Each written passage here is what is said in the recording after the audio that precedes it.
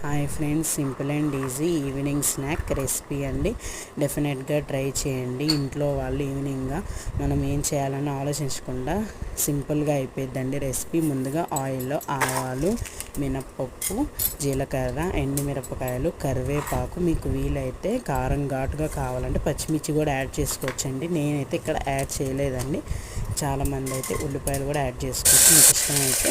తర్వాత మనం నానబెట్టుకున్న శనగలు అయితే వేసేసి కొద్దిగా రాళ్ళుప్పు వేయాలండి. రాళ్ళుప్పు వేసి కొద్దిగా వాటర్ పోయండి. హాఫ్ గ్లాస్ వాటర్ పోసాక కుక్కర్ అనేది లిడ్ క్లోజ్ చేసి విజిల్ లో టు మీడియం ఫ్లేమ్లో 5 విజిల్స్ రానివ్వండి. 5 విజిల్స్ తర్వాత నాకైతే కొంచెం వాటర్ ఉన్నాయి, అన్నీ ఉప్పు సరిపోలేదండి, కొంచెం రైట్గా ఉప్పు వేసుకున్నాను.